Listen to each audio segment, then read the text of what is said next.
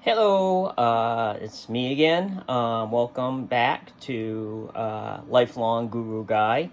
So my first video, I talked a lot, talked a lot about my collection and the unboxing, and even myself, I realized I talked way too much. So today we're gonna cut it back. Hopefully, shooting on that. To not talk so much, but I had a lot to say and I was extremely excited for my first vlog. So that's why I kind of went on and on and on. So, part two, there's no unboxing today, but we are going to do my first review. So I'm excited about that. It's kind of, I decided... like the South Park cliffhanger, if you guys remember, way back in the 1990s, maybe it was early 2000s, when South Park had the last of season, I think it was season 1, where something happened to Cartman. I believe he was going to be abducted by aliens, have the probe. Quite hilarious. So they waited, and everyone was excited for the first episode to see what was going to happen to Cartman. I could be completely off on this, but I do know that whatever season it was in the early beginnings, there was a cliffhanger, and everyone was extremely excited to see the very first episode of the next season. And the way it started up was... beginning the cliffhanger to explain, oh no, I remember what it was, I take it back, it was who was Cartman's dad.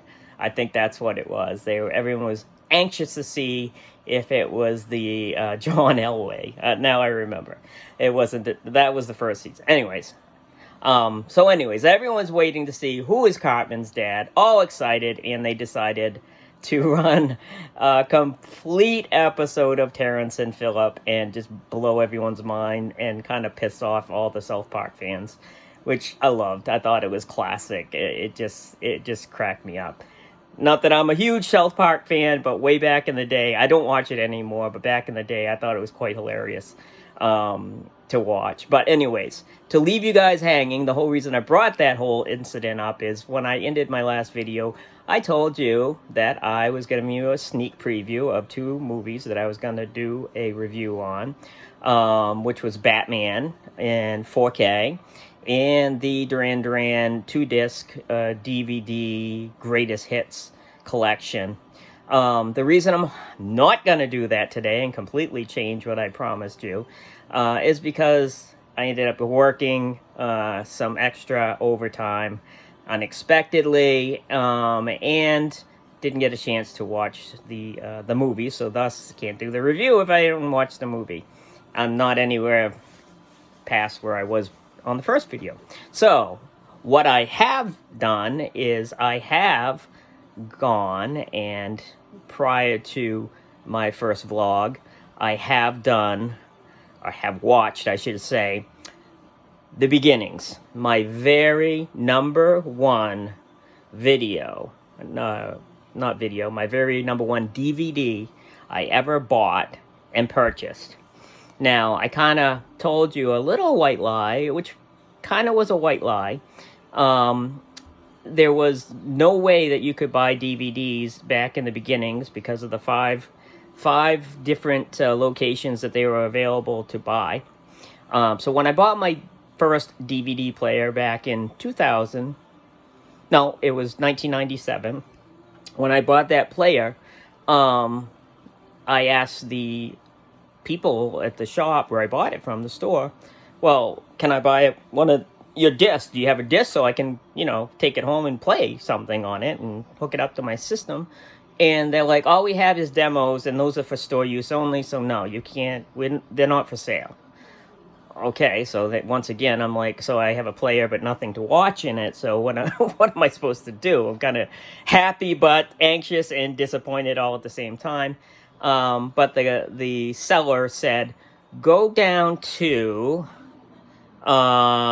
Woolwich, something like that. Woolworths, that's the name of the company, Woolworths. It's kind of like a Sears of their time. I think they're out of business now. It was in the mall, and the gentleman said they accidentally got a shipment of DVDs in with their VHS tapes, and they don't know what to do with them. But you better hurry because they only got like a couple. And literally, when I went there, actually, I don't even think there was a couple. I think when I went there, there was one.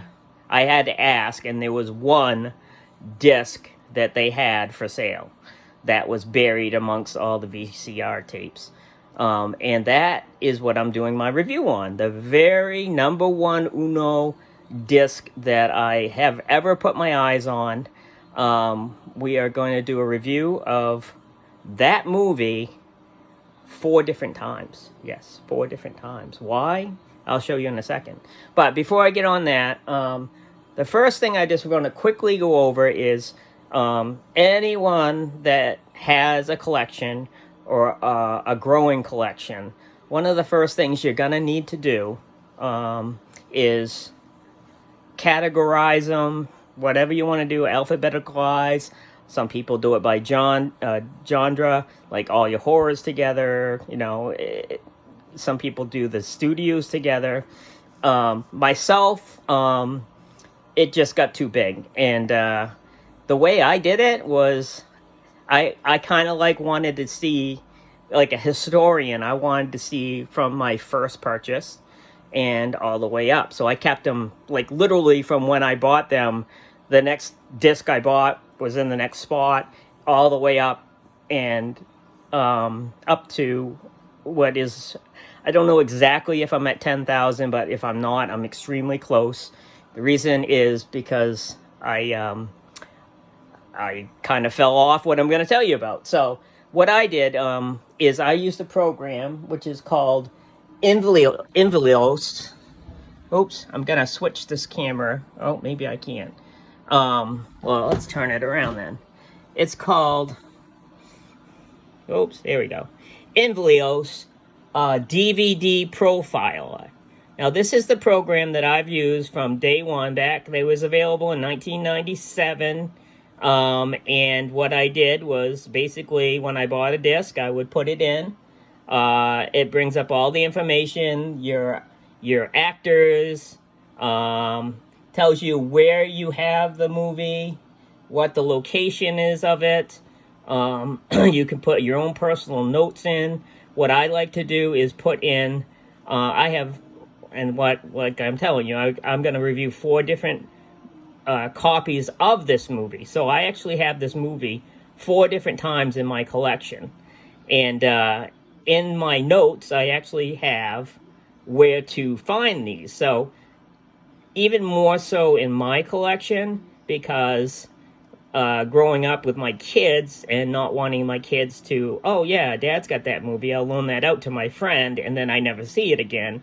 Or when they were young, they were just getting taken out and thrown and then scratched all the heck, and then I lost the movie. So this is why I use this program, and why I actually write in the notes how to find a movie to watch in my system. Like I say, my system is kind of like a home Netflix system. I do not have any movies in cases. Everything is in 400 disc players. Not everything, but, obviously the 4Ks, no. But 90% of my movies are already loaded, ready to go. So now I'm going to take a walk out to the living room. This is just the program. It's called DVD Profiler. It's made by Invios, Envelos. I think it's a English program. I'm not 100% sure, but that's what I've been using. And the reason why I tell you that I'm not 100% sure if I'm up to 10,000 or not is because I was very active in keeping that up to date.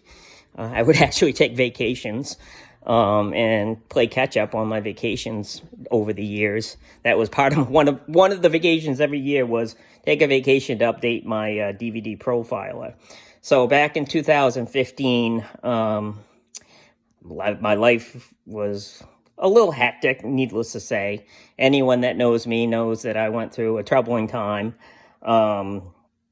with a divorce, I guess you'd say, and a very complicated one at that, but we're not going to go into that.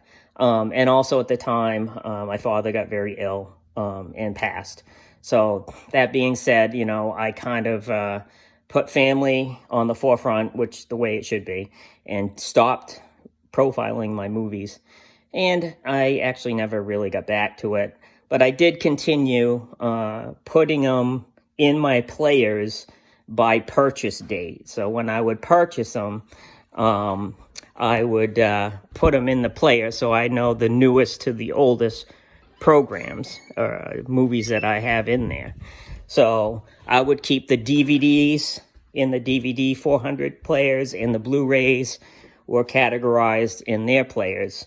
4Ks I just have in their own cabinet, which hopefully you'll see on my intro video, which I'm working on right now. So that being said, I'm going to pause for a second, and then we're going to switch the camera around, and we're going to do the movie review. Thank you. I'll be right back.